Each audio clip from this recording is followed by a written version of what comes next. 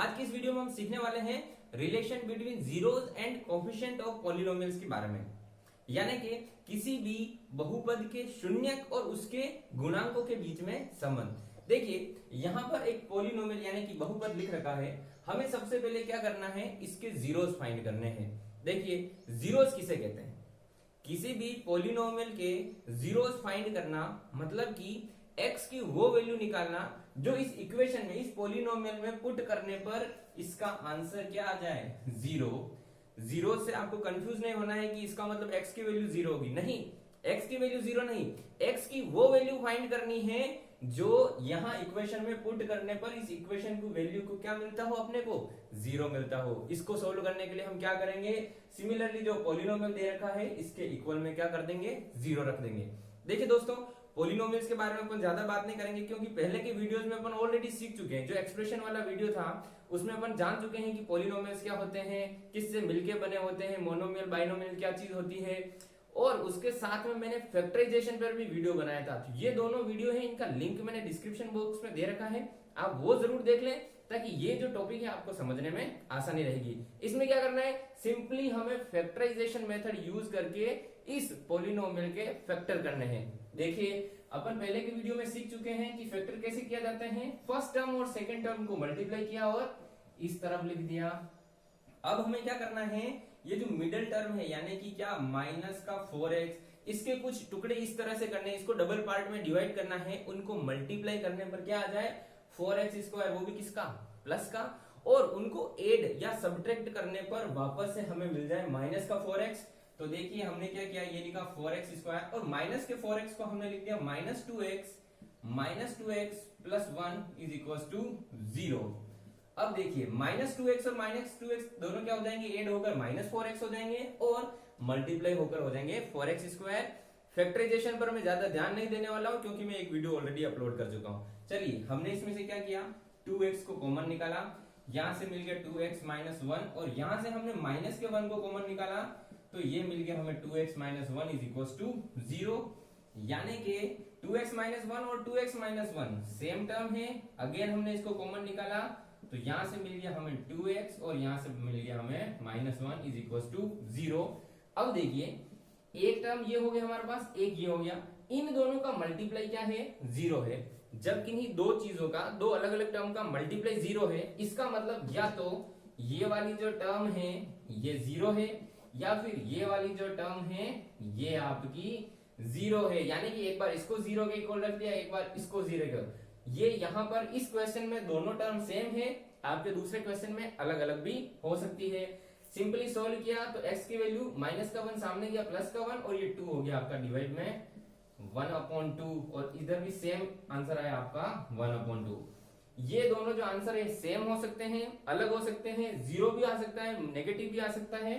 यानी कि अब समझिए हमने क्या फाइंड कर लिया है, हमने x की वैल्यू फाइंड कर ली है और x की वो वैल्यू फाइंड कर ली है जो अगर हम इस इक्वेशन में रखेंगे, x की वैल्यू अगर 1/2 रखते हैं तो हमारा जो आंसर आएगा 0 आएगा। यानी कि ये जो है, ये जो x की वैल्यू आई है ये है हमारा फर्स्ट 0, यानी इसको हम कह सकते हैं अल्फा। यानी ये एक्चुअल में हमारे पास किसकी वैल्यू आ गई है, अल्फा, और ये किसकी वैल्यू आ गई है आपकी, ये आ गई है आपकी बीटा की वैल्यू यानी कि सेकेंड जीरोस।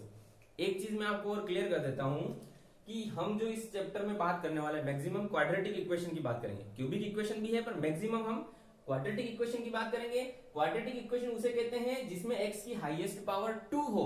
और हमेशा ध्यान रखिएगा किसी भी इक्वेशन में जीरोस कितने आएंगे, x की हाईएस्ट पावर जितनी होगी उतने ही जीरोस आएंगे। अब यहाँ पर देखिए x की हाईएस्ट पावर कितनी है, 2 है, यानी कि ये क्वाड्रेटिक इक्वेशन है।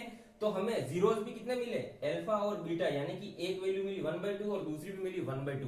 वैल्यू सेम है लेकिन हमें अलग अलग लिखना पड़ेगा। अब समझिए अगर यहाँ पर क्यूबिक इक्वेशन होती यानी x की हाईएस्ट पावर 3 होती तो हमारे पास इसकी जो वैल्यू आती वो भी अल्फा बीटा और हो सकता है एक वैल्यू और आती, उसको हम गामा से रिप्रेजेंट करते हैं, वो आपके कोर्स में नहीं है। लेकिन x की अलग अलग वैल्यू भी आ सकती है। कितनी वैल्यू आ सकती है डिपेंड करेगा कि यहाँ x की हाईएस्ट पावर कितनी है। अगर x की हाईएस्ट पावर 4 है तो कितने जीरोस होंगे, उसके 4 जीरोस होंगे।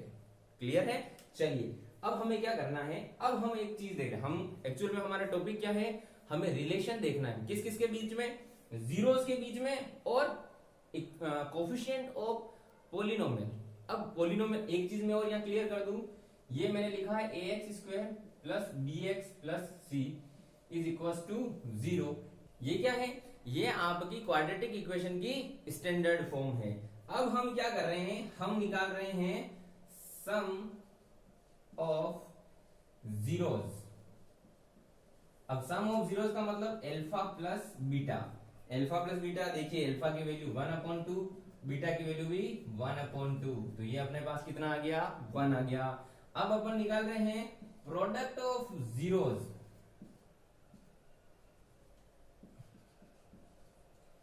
प्रोडक्ट ऑफ जीरोस यानी कि alpha multiply beta, alpha beta, ये कितना हो गया? 1/2 मल्टीप्लाई 1/2, ये हो गया आपका 1/4।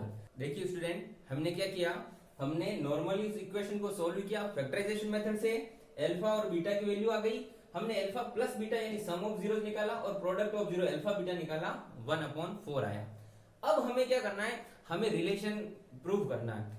अब क्या रिलेशन है? रिलेशन ये कहता है कि अगर आपको इस इक्वेशन, इस फॉर्म में कोई इक्वेशन हो, यानी कि कोई क्वाड्रेटिक इक्वेशन हो, और अगर आपको अल्फा प्लस बीटा निकालना हो तो आपको ये सारा प्रोसेस करने की जरूरत नहीं है।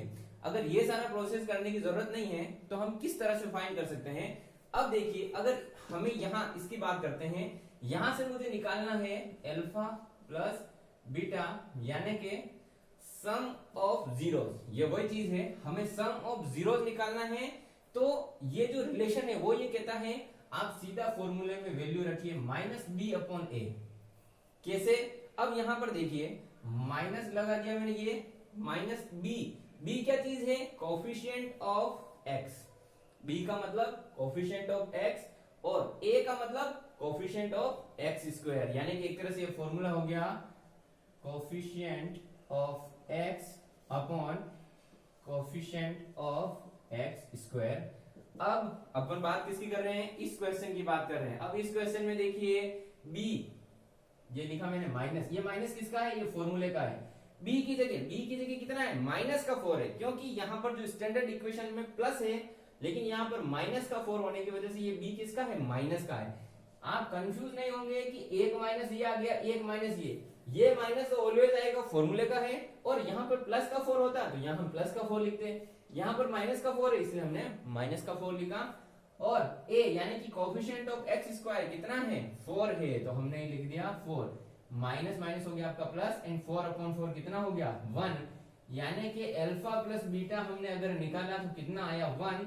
और हमने ये सारी जो प्रोसेस है इसको सोल्व करने के बाद में भी अल्फा प्लस बीटा निकाला तो कितना आया? 1 आया है।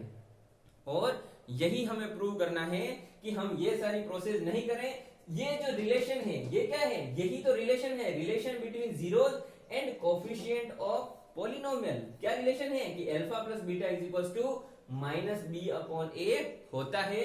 और ये हमने प्रूव करके देख लिया है कि हमने इस तरफ से निकाला तो भी आंसर 1 आया है, और इस प्रोसेस से डायरेक्ट सोल्व किया है तो भी आया है 1।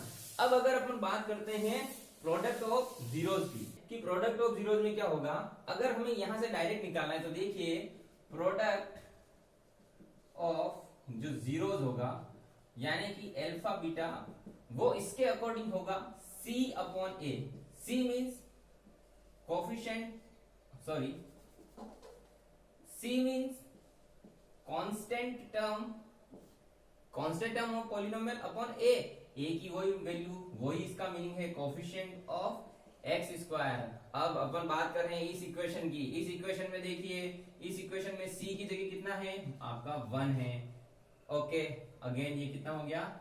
x² का कोफिशिएंट कितना हो गया? 4। यानी कि आपका अल्फा बीटा कितना आया है? 1/4 आया है। और जब हमने इस मेथड से निकाला था तो भी क्या आया? अल्फा बीटा की वैल्यू 1/4 आई। तो स्टूडेंट, यही चीज है रिलेशन बिटवीन जीरोस कौन कौन से? अल्फा प्लस बीटा और alpha beta, and coefficient of polynomial. कहने का मतलब ये है कि ये सारा अगर आप प्रोसेस नहीं भी करते हैं, अगर आप उसको सोल्व नहीं भी करते हैं, तो ये जो रिलेशन है, रिलेशन कौन कौन सा है कि alpha plus beta is equal to -b/a होता है, और alpha beta is equal to c/a होता है। और हमने इस प्रोसेस से भी सोल्व किया और इस प्रोसेस से भी सोल्व किया, और दोनों का आंसर क्या आ गया? सेम आ गया।